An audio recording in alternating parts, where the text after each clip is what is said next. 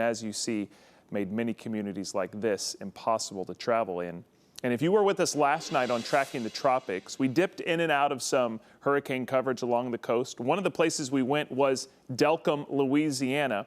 We were talking to our sister station down in Lafayette. Delcambre is a little closer to the coast, so we saw the before last night, unfortunately, and the after today. And now, listen to this. There's a tropical system in Arkansas. So let's talk about what's happening right now with Laura. The very latest, we just got an update from the National Hurricane Center. Still a trackable tropical system, tropical storm. And you can see heavy rain bands in parts of Arkansas, but also still some very strong and gusty winds in excess of 20 and 30 miles per hour. Last hour, we had between 40 and 50 miles per hour. And listen, this storm is 300 miles inland and is still hanging on as a massive storm. So again, the latest from the Hurricane Center, just updated at 8 o'clock, 40-mile-per-hour winds in and around the center of the storm, which is becoming more and more spread out. Gusts are up to 65. The pressure continues to come up. Remember, last night we were watching the pressure go down, telling us that the storm is getting stronger. And it's moving to the north-northeast at 15 miles per hour. You can see it still has that swirl. No well-defined eye, though. It's a little lopsided. I mean, there's kind of nothing going on the eastern quadrant. Most of the activity is in the north. And believe it or not, as this thing continues to move to the north, it's eventually going to take a pretty hard right-hand turn and head for the east coast. Here's a live look at the close-up radar. You can see the swirl. You can also see we've got a couple of flash flood warnings. Those are the green boxes. And you can also see we have a few active tornado warnings, 3 of them right now. And they've been busy with this all afternoon. In fact, we were supposed to have one of our good friends, Jeff Baskin, on the show tonight, meteorologist in Little Rock, Arkansas. But he's got his hands full. In fact, let's dip into some of their live, nonstop tornado coverage right now on Tracking the Tropics. So they've been dealing with active tornado warnings all afternoon and all evening as the storm slowly rolls through. You can see there's a live look at their radar. Guys, do we have the audio with this? It tracks northward. Now, it's still able to cause some problems, so I don't want you to let your guard down for the northeast quarter of the state. You've had a lot of time to heat up today, so these storms still have some fuel to tap into, and that's what's causing that threat for a couple of isolated tornadoes to be possible. I do want to show you the max wind gusts that we've had for today. Actually pretty significant, but right within the scale of what we are expecting as far as these gusts go with our forecast. Spanning from 56 miles per hour down in El Dorado, 52 in Pine Bluff, 47 in Little Rock, 45 in Arkadelphia to 45 in Searcy. Now, the colors that you're seeing here, that is what's currently taking place. And kind of see where that hole has set up there. That's where that center was formerly moving through. You can see wind has really come down to a lull, and we'll go to wind speeds and just show you that there, how that's really started to quiet down. Still 5 to 15 miles per hour, but that's nothing compared to what it was earlier today. So 17 out of the east in Little Rock, 24 sustained out of the south, southeast in Stuttgart, and out of the southeast, 21 miles per hour in Searcy. So the wind's going to be causing a little problem here for the next several hours here as that starts to really work in that part of the state. Now, rainfall totals today, we're still continuing to tally this up, but we were expecting that belt of heavier rainfall to kind of span a little closer to the I-30 corridor and kind of riding up US 67, 167 from Little Rock to Jonesboro. That did shift east because the core of Laura and where it was tracking shifted east a little bit. So still anticipating these totals to be anywhere between 3 to 5 inches, which was right within what we were expecting. But you can see these are from the official reporting sites.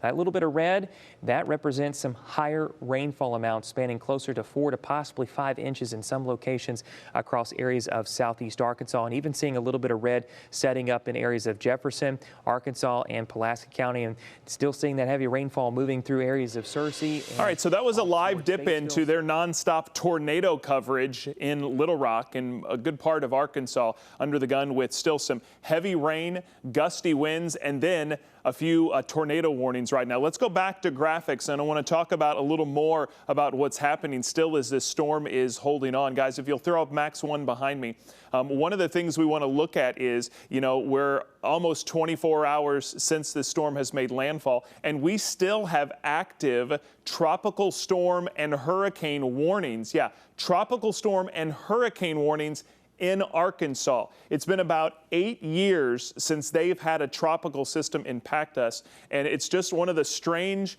weather occurrences that happens throughout the year. You get these warnings in places you'd never think you would get warnings, like a hurricane warning in parts of Arkansas tonight. But there is still a system to be tracked that will still have impacts on thousands of people. Like I said, the track is going to take it on a right-hand turn over the course of the next couple of hours. So it'll stay in Arkansas through the early morning hours of Friday. It'll slow down a little bit and then take that right turn, moving over Kentucky Friday into Saturday, and then over Virginia as we head into Saturday and eventually out to sea on Sunday. And while it will weaken significantly, it's still going to have a lot of moisture with it, in addition to combining with a cold front. And that'll make for an interesting good and bad problem for a lot of people in the Ohio Valley and on the East Coast, because it's an August cold front. And what bad could come of that? Cooler temperatures, lower humidity. Unfortunately, when it combines with Tropical Storm Laura, that cold front, as everything kind of pushes east, combines with this hot and humid air on the East Coast, we'll probably have some strong storms, some severe weather to talk about. But again, after the cold front, a lot of us around the country will be enjoying lower temperatures and lower humidity. But what an amazing 48-hour scientific, meteorological, sad and devastating period we just lived through with Hurricane Laura. I want to take you back to Tuesday morning. And if you were with us Tuesday night on Tracking the Tropics, we got up, we talked about waking up Tuesday morning to a tropical storm. At 5 a.m. it had 65-mile-per-hour winds. So I'm going to keep the statistics up here as we go throughout the life of this storm as it entered the Gulf of Mexico. Remember, Marco was just dying out. It's been a busy week in the tropics, so I'll put everything into motion. By Tuesday at 11 a.m., it had become a hurricane. But if you look at the system, it sure didn't look that impressive. By the time we got to Wednesday morning in the early morning hours, that's the first time winds went above 100 miles per hour, starting to look a little more organized, pretty much right in the middle of the Gulf of Mexico. From Wednesday at 2 a.m., I'll stop it at 8 a.m. That's when we first started to see the eye show up. And when you have a system and you can start to see the eye of the hurricane, you know it's very powerful, it's very well organized. Winds were 115 miles per hour. I'll stop it again 24 hours ago, 8 o'clock last night. When we came on the air with you on Tracking the Tropics, we had a monster of a Category 4 hurricane with 150-mile-per-hour winds. And as we've talked about, official landfall was in and around Cameron, Louisiana, southwestern Louisiana, as a Category 4 hurricane at 2 a.m. this morning, and winds were still 150 miles per hour. One of the things we showed you yesterday is where Category 4 and 5 hurricanes have hit in the last 170 years. That's how far back our records go in the United States, and never has southwest Louisiana. You would think that's strange because Louisiana is in the Gulf of Mexico. They get a lot of hurricanes, but this part of Louisiana had never had a hurricane this strong in recorded history. There's Cameron, there's Lake Charles, there's Beaumont, Texas, Lafayette, Louisiana, Baton Rouge, New Orleans on down to the east, but this was the radar at landfall, and it was very close to being a Cat 5, which in our history in the country, we've only had 4 Cat 5s ever make landfall. But at 150 miles per hour, that is a Category 4 hurricane. All right, I want to switch gears for a second, and at least 4 deaths in Louisiana are blamed on Hurricane Laura, including a 14-year-old girl who died when a tree landed on her home. Authorities do credit, though, evacuations for saving so many more lives. And after riding out the storm last night, KXAN meteorologist David Yeomans, he's from our sister station in Austin, Texas. He traveled down to the Gulf Coast. He and his crews were checking in on the aftermath of what happened after Hurricane Laura. Since my crew and I had to ride out Hurricane Laura from a safe distance last night, we weren't able to exactly show you what it was like on the shore where they had the most severe impacts. So today, we wanted to find out. Follow along with us and see. This morning, we headed south to the swamps of Hackberry, Louisiana, navigating around downed trees and witnessing painful scenes of devastated homes. But that journey came to a halt when we encountered cones and power lines strewn across the rural highway. So we hopped back on I-10 West, a sign of things to come down the road. A slow and careful journey back to where our coverage began on the beach. Highway 82 was a path of destruction, littered with downed power lines, flipped RVs, and shredded homes. Until we finally made it here to Holly Beach, ground zero for Hurricane Laura's destructive storm surge. This entire town was overrun by the Gulf of Mexico. We were met with homes no longer standing and another roadblock. The end of the road, but the beginning of the recovery. And we found high water marks in that town, 8 to 10 feet above ground level, indicating that the storm surge was at least that high. But we spoke with the National Hurricane Center surge expert, and he says that just east of that location, where there weren't any operating sensors to record it, the surge may have been 18 feet above ground level. In Beaumont, Texas, I'm David Yeomans. All right, David, good stuff. Again, he traveled to South Louisiana from Austin, Texas. We're going to travel to Baton Rouge, Louisiana right now. One of our good friends, Jesse Gunkel, down in Baton Rouge, Louisiana, joins the show. Jesse, you guys in Baton Rouge on east to New Orleans avoided a disaster as this storm kind of slid right to your west. But you weren't scot-free in this system, so kind of tell us what happened there in Baton Rouge and then take us west on I-10 and talk about how much worse it got as you headed west into southwest Louisiana. Yeah, Wes, thanks for letting me join the show. What I do want to point out is, we've been kind of in the crosshairs for quite some time. At one point, just about a week ago, we were actually underneath both paths. Again, you're talking that forecast cone. Baton Rouge was smack dab in the middle, and that was Marco that went one way. We really lucked out with Marco because of that incredible wind shear. It really destroyed that system before it made landfall and took all that thunderstorm, the heavy rainfall that we were worried about that was going to be sitting on top of us before Laura arrived. Well, that kind of sheared it off, pushed it off towards the east, and we did have a little shower activity then. But then as Laura arrived, it got bigger and bigger and wider, and it was an immense storm out there. We really started seeing those feeder bands, and that started out yesterday. I went through a period of probably about 20. That's 20 tornado warnings kind of popping up left after right, just firing off one after the other, boom, boom, boom. And that all came from those feeder bands that were before the system even made its way inland. We were talking about 6 hours prior to landfall. That's when we started seeing the first signs and real first impacts of Laura as it was approaching the coastline. Then after that, we did get a little bit of a break. We also had some very heavy rainfall. We had multiple inches of rain in a lot of locations, but obviously the further west you travel, we started out with some tropical storm force winds here, and I can show you that mainly, again, as you saw that system drive through, it's that Category 4, but we sit right here, and you can see some of those outside feeder bands. Those were exactly where those tornadoes quickly fired up, and then across the region, you can still see back here extending all the way into the Gulf, and that's really what we've been dealing with today is all that heavy rainfall. We just were underneath a tornado watch, and that was allowed to expire just a couple hours ago. But as you move forward, I want to point out that we had tropical storm force winds. We had a lot of areas even seeing winds up to about that 50, 60 mile an hour range, obviously stronger over in Acadiana, your old stomping grounds. And then notice here, wind gusts at 132 miles per hour in Lake Charles before that reporting station pretty much came off the grid. And I just want to show you some of these rain totals. And it was pretty smack dab on the money, that forecast, because as you see here, we saw a lot of locations out there.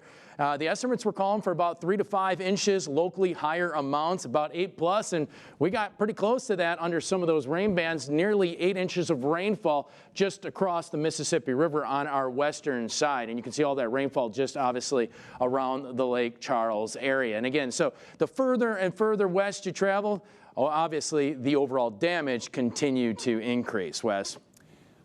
So, Jesse, you guys avoided a disaster, but 132 mile per hour wind gust, and that's maybe an estimate because it went off the grid. I imagine that's got to do some damage, including to a few of the things in those pictures behind you. Tell us what we're looking at there.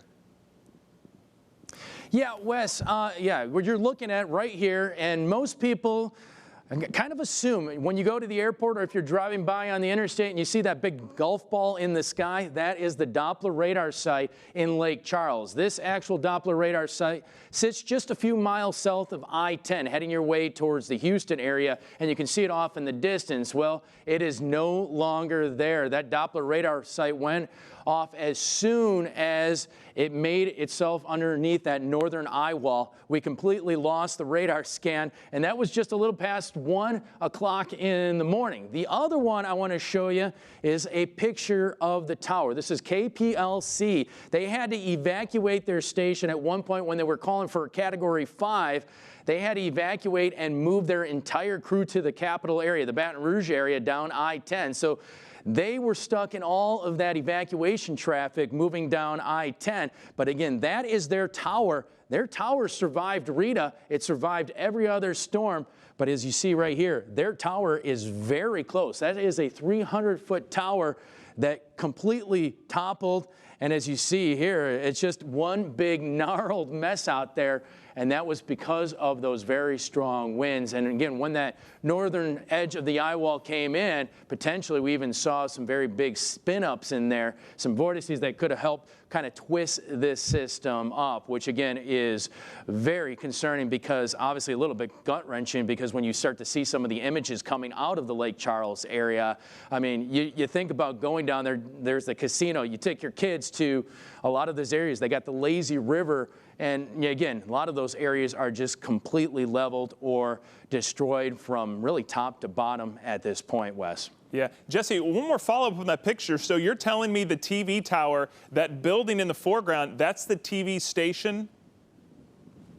Yeah, correct. Yeah, that is the TV station just below the base of that tower. So you can see that they're going to be rebuilding for a while. They'll be doing their newscasts remotely, most likely for who knows how long at this point. Yeah, wow. That's scary, you know, as meteorologists and reporters and anchors. I mean, it's our job when things get bad outside, whether it's weather or news, that we've got to stay and report it for everyone else. But wow, that's definitely scary. You know, so that was wind damage. You talked about how much rain you got. Let's go back to the storm surge because I know some of the estimates in the forecast were ridiculously high in some spots, 15 to 20 feet. How did the storm surge turn out for the coast? Yeah, again, when they originally came out with the statement, the National Hurricane Center saying this is unsurvivable storm surge. And again, they were talking up to 20 feet at one point. That is a 2-story building. And again, when you saw the governor in our press conference say, hey, we're talking 20 feet. This is the first time I've really ever been completely concerned. I've never had this tone before. Well, it's because of a wall of 20 feet moving inland. And the original estimates were that that wall was going to make it all the way to I-10. That's currently where Lake Charles sits. You can see it right about here. Would you believe that distance to the coast where Holly Beach and Cameron Parish is? That's about 30 to 40 miles. So think about that. 30 to 40 miles of water getting pushed inland. And again, that is alarming for a lot of these areas. Now, luckily, the way the system made landfall, because this overall estimate was from an earlier forecast showing just a hair west, just slightly closer to Texas and a little bit of a jog towards the north at the end, just before landfall, that quick little wobble, guess what? Changed the overall forecast, and we saw more storm surge outside of the Lake Charles area instead of going up this body of water. If you can see this little lake here, that is Calcasieu Lake. And then up Calcasieu Lake, just north of there, is Lake Charles. And Lake Charles is where the city currently sits, just a little bit to the downtown area. I don't know if you've ever driven through there, but that's where all those casinos are, heading out towards the Houston area. So again, there's a lot of water in between the coast. This is all bayou and marsh. It's an interesting picture because if you don't know the area very well,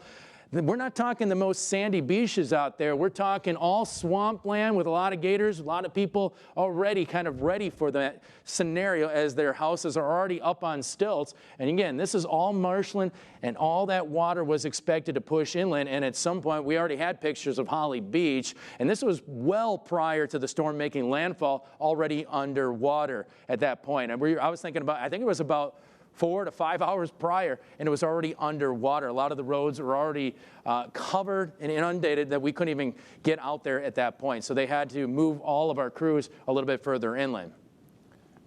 Amazing. You know, Jesse, what surprises me is Louisiana is such a hurricane veteran. They've dealt with it for years and years. But this storm, Laura, was tied for the strongest storm ever to hit them. And that's stronger than Katrina, which was one of the worst disasters ever for that state. Have people put that in perspective yet about just how bad this storm was for Louisiana? Yeah, I think so. I don't know if they got a big picture because, again, when it originally popped up, we didn't see the strengthening happening until the end. Everybody kind of puts it and compares it to your Rita. Rita was back in 2005. Well, Rita became a Category 5. I think everybody hears the word Cat 5, they go, oh my goodness, this is the worst thing ever. Katrina was a Cat 5. What are we going to do? Well, both of those storms were down cycling. Again, they were replacing the eye wall, and they were actually weakening coming to shore.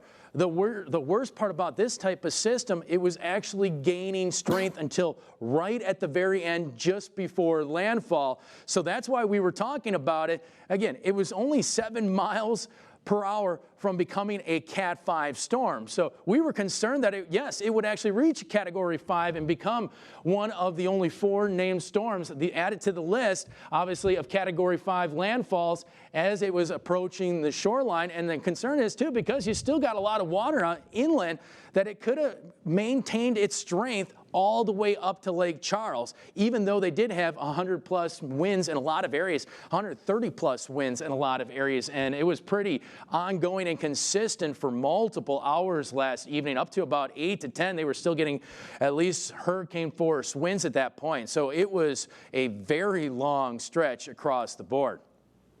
All right, Jesse, good stuff. We're glad you guys are okay in Baton Rouge, and we'll continue to keep an eye on our friends who are just devastated to your west. That's Jesse Gunkel in Baton Rouge, Louisiana, for us tonight on Tracking the Tropics. Before we wrap up tonight, as the system in Arkansas now starts to wind down, I want to take a second and look back and think about what's coming next and looking back at the history that was just made. And I showed this graphic last night from Dr. Phil Clausbach at Colorado State University. It's a simple map, but it tells such an amazing story. Every yellow and red dot you see on this map is a Category 4 or 5 hurricane that's hit our country as far as our records go back to 1851. So we're talking 170 years worth of history. That's how far back we can accurately know the hurricane history. So there's several dots, but there's no Category or 4 or 5 storm that has ever hit the area between Beaumont and Lake Charles and Lafayette where Laura just hit. So unfortunately, a new dot will be added there as an area that has never seen a storm this strong has now just got it. And it's not only tied for the strongest wind landfall hurricane in Louisiana history, it is also one of the top 5 strongest storms ever in our history. So when you consider wind speed at landfall, the strongest wind hurricane we've ever had was the Labor Day hurricane back in 1935. That hit the Galveston area, southeast Texas, and that was before we gave storms names. The second strongest was Camille in '69. That did hit Louisiana, but farther to the southeast. That had 175-mile-per-hour winds. Andrew in 1992. Probably the first of the modern day monsters, hit South Florida back in '92. August of '92, if you think about that, August, we were on the A named storm. We're in August now, and we're on the M named storm. Michael, we all remember that just a few years ago down in Florida, 160-mile-per-hour winds. And look there, Laura is now tied for 5th with several other storms as having 150-mile-per-hour winds when it made landfall at 2 a.m. this morning. And guess what? We're not done yet. We are still getting into the busiest part of the hurricane season, and we've just had 2 more waves come off the coast of Africa. They're rather disorganized. I'm not overly concerned about them right now, but the National Hurricane Center keeping an eye on this cluster of thunderstorms in the central Atlantic, and then another one that's just come off the coast of Africa. They expect them to continue to move west, and right now only give them a 30% chance of developing. Of course, if it were to eventually make it back into the Gulf of Mexico or East Coast, we have more than a week to get prepared. So nothing to really worry about and panic about right now. But just a reminder that this is the busiest part. The next 6 weeks, as we wrap up August, start September next week and get into the first week of October, that is climatologically the busiest time of the Atlantic hurricane season. And that's what we're about ready to live through. And we're about ready to say goodnight. And we thank you for spending part of your evening with us. For those of you watching in the Gulf Coast, continued thoughts and prayers as you recover from this disaster. We're happy you joined us tonight. For Jesse down in Baton Rouge, for Jeff covering the tornadoes in Arkansas, for everyone working behind the scenes to bring the show with you tonight. We've had a lot of them. It's been a busy week. Hopefully the weather will now calm down the rest of this week. And I'll see you back here for our regular Tracking the Tropics right here at 8 Eastern. I'm Wes Hohenstein, live in Raleigh, North Carolina. Have a great evening.